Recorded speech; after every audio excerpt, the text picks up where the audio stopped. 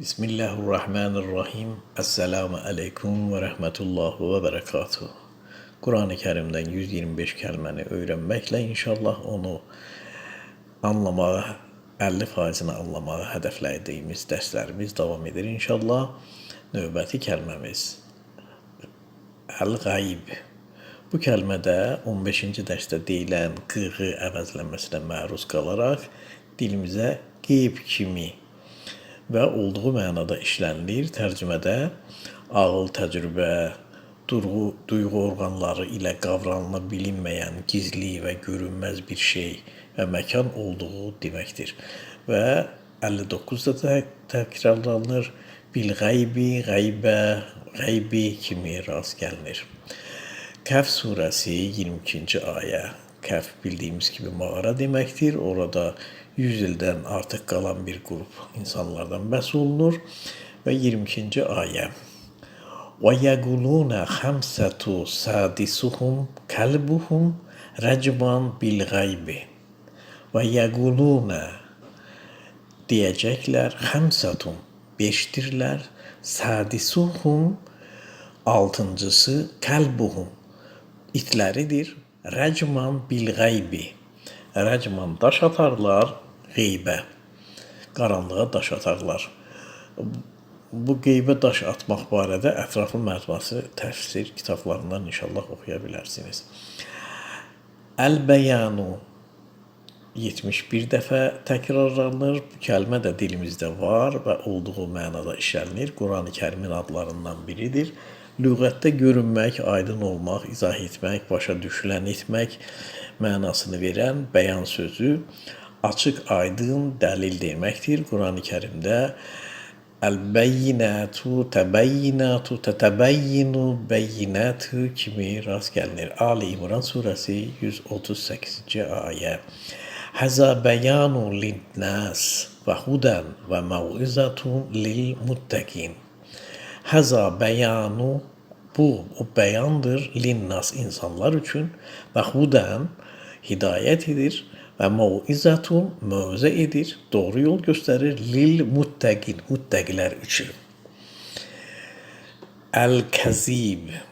Bu söz də dilimizdə ərəb dili qrammatikalının hallanma qaydalarının dəyişməsi ilə təksib kimi, yəni bir məlumatın yalan olduğunu sübut etmə, yalanlamaq formasında biz işlədirik. Lüğətdə kəzib sözü yalancı deməkdir və onun şəkilləri ilə birlikdə müxtəlif şəkillərdə 280 dəfə təkrarlanır. Tukəzziban, mukəzzibin, kəzib, kəzzab, təksib kimi rast gəlinir. Qəmər surəsi 25-26-cı ayələr.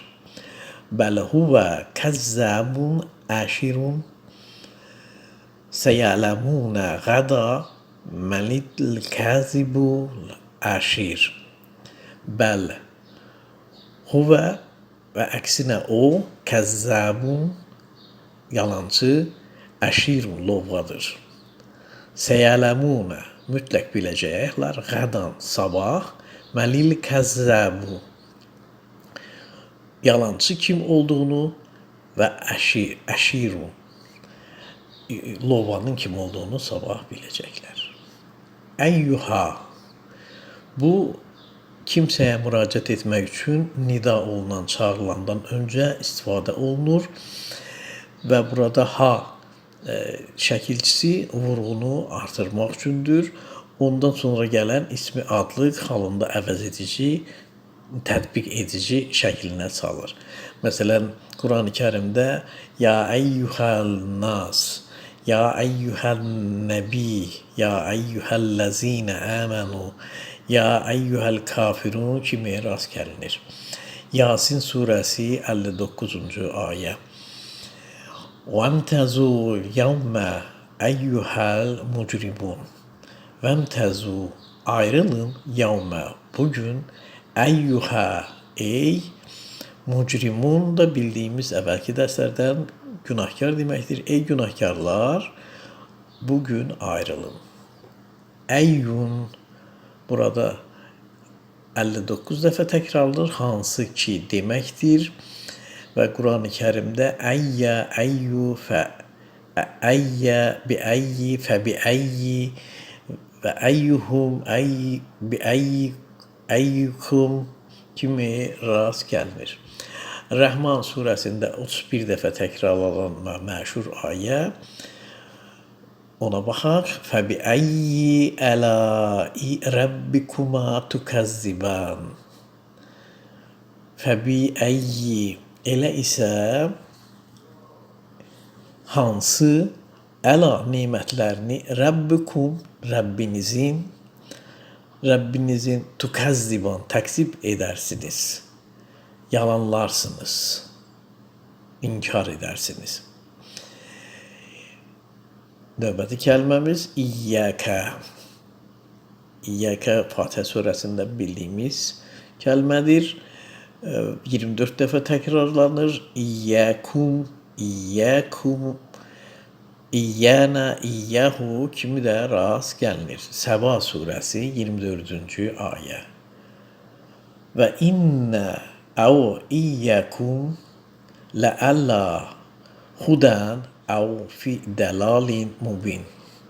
Və innə biz əv yoxsa İyyəkum yoxsa siz ləələ hudən doğru yolda, hidayət yolundasınız, əv və yaxud fi dəlalin mubin və yaxud dəlalət içində.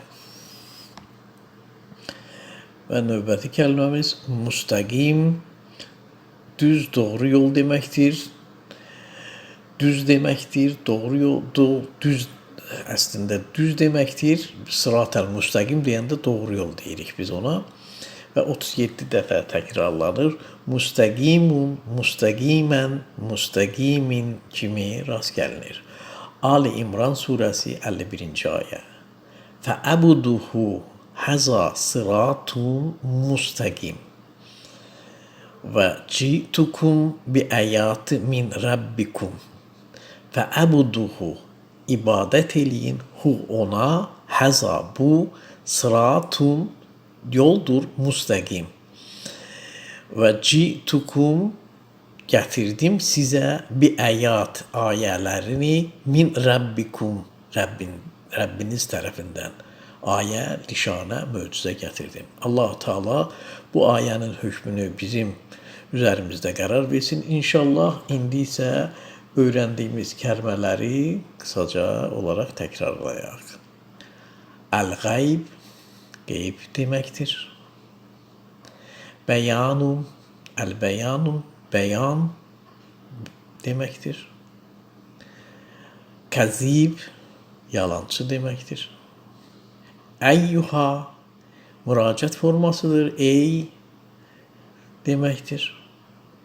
Əyyun, hansı ki deməkdir.